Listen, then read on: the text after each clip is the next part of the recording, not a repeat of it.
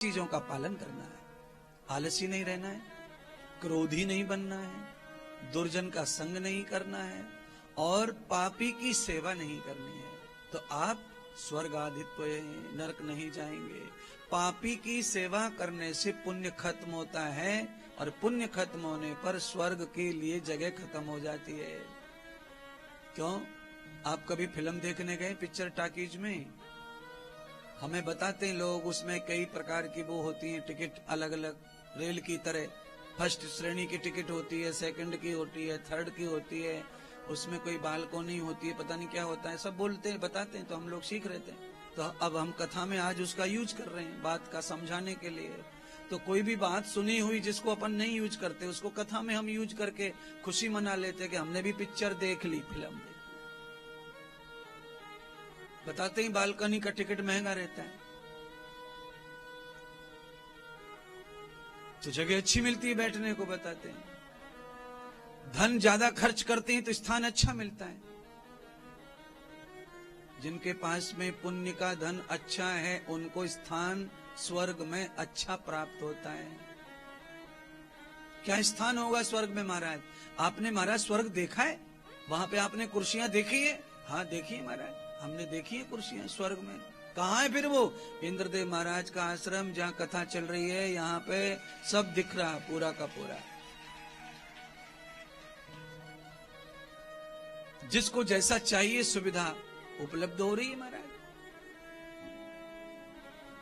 एक आध आदमी को आश्रम में सुविधा कम लगी तो उसने सुविधा ले ली, बाहर रूम ले लिया, होटल ले लिया, सुविधा हो गई। इसको स्वर्ग बोलते हैं। जिनको नहीं पसंद आ रही सुविधा, कम पड़ रही है, तो बाहर ले लो, ये पर मिल जाएगा बाहर। तो ये स्वर्ग प्राप्त होना है। जैसे सुविधा मिल गई, सुख मिल गया, स्वर्ग मिल गया।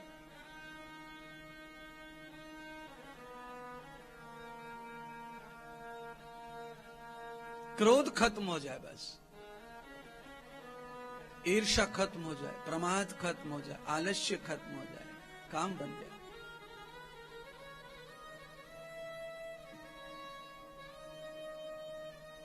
दुर्जन का संग नहीं करना चाणक्य कहते हैं। यद पगम पगेत पुण्याय क्षयति क्षयति द्वयाः सर्वम सुख विसर्जते अनंत पुण्यम भगंतया। सारा ऐश्वर्य चला जाता है। भगंत माने ऐश्वर्य। पापी के संग रहने से सारे पुण्य चले जाते हैं, सारे सुख चले जाते हैं, सब खत्म हो जाता है। अपने पास कुछ नहीं रह जाता पुण्य के रूप में, फिर हमारे पास नरक रह जाता है केवल। फिर अपने पास में अगर कुछ है तो केवल दुख रह जाएगा और कुछ नहीं रह जाएगा, बस ये ध्यान कर लो। तो उससे मुक्त होना है कथा सुन करके, व्याख्यान सुन करके, सीख करके उससे आनंद में जाना है, स्वर्ग में जाना है, अपन को सुखी बनना है, आनंदित बनना है। तो दुष्टों से दूर रहो, पापियों से दूर रहो, क्रोध से दूर रहो, आलस्य से दूर रहो, सुख आनंद आएगा। सुबह जो जल्दी उठ जाते हैं, नहा लेते हैं, धो लेते हैं, उनको सेवा प्राप्त हो जाती है। और जो कंबल में और सादर में थोड़ा पड़ा रहना चाहते हैं सुबह, तो उनको सेवा नहीं मिलती है। फिर तो जल्दी उठना पड़ेगा, सेवा चाहिए तो नहाना धोना पड़ेगा, कुटिया में झाड़ू लगाना है, कुछ करना है। तो ये इसको ज्यादा अच्छा मानते हैं आश्रम में आए हुए भगत, कुटिया की झाड़ू मिल जाए, सेवा मिल जाए, तो ये उनको मिलेगा जो नहा लेंगे, धो लेंगे, जल्दी से आलस्य को छोड़ देंगे, दरिद्रता को त्याग देंगे, उनको मिल जाएगा। पर अब जिनमें भरी पड़ी है दरिद्रता, करवटी बदलते रहना है, तो फिर नहीं मिलेगा ना। उसका समय अलग है आपका और उसका समय मैच होना। आप त्याग देंगे दरिद्रता को तो मिल जाएगी सेवा, आप त्याग देंगे तो आपको और भी कुछ चीजें उपलब्ध हैं जो आश्रम में मिल रही हैं, वो भी मिलेंगी। आप में आलस्य है तो वो नहीं मिलेंगी, आपके घर में भी वो चीजें हैं वो नहीं मिलेंगी आपको। आप चेतन है, जागृत है, तो वो आपको प्राप्त होंगे। तो आवश्यकता यह है कि आपकी चेतनता ही आपको नरक जाने से बचा सकती है।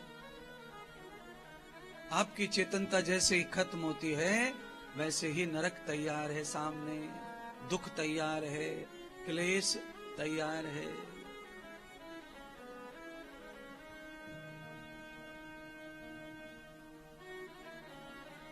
तो अब किसी को जाना नहीं है नरक में, सबको स्वर्ग जाना है, सुखी रहना है।